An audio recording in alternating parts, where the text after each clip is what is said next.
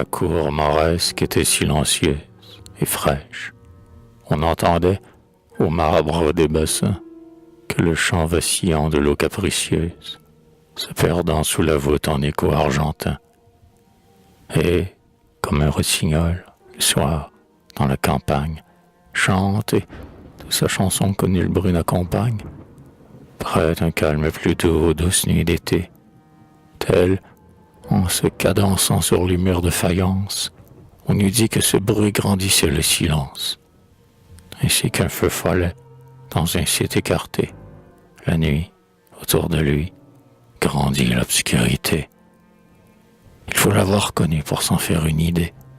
Ce charme singulier, cette étrange torpeur, dont les orientaux font un divin bonheur, d'aspirer des parfums dont l'âme est affaissée, de rêver sans sommeil et presque sans pensée, et, le regard perdu, la tête renversée, de vivre de mollesse et mourir de langueur. Le marbre et ses blancheurs ont bien des indolences que ne connaissent pas nos boudoirs d'Occident. Oh l'amour, les parfums, le vin, les nonchalances, l'oubli surtout, l'oubli. Le seul bien vraiment grand et le seul désirable. Il est donc vrai qu'au monde, sous nos tristes climats comme au soleil ardent, c'est vous que l'homme cherche à travers son néant.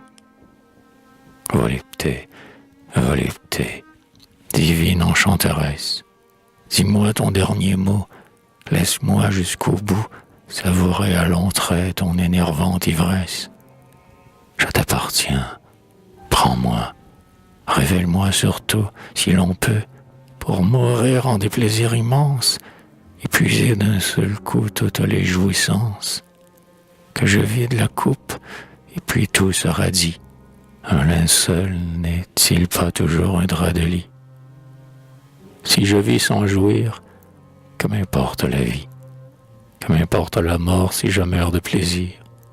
Quel regret peut laisser cette soif assouvie de sentir, en mourant, tout ce qu'on peut sentir? Qu'un autre te méprise et te jette la pierre?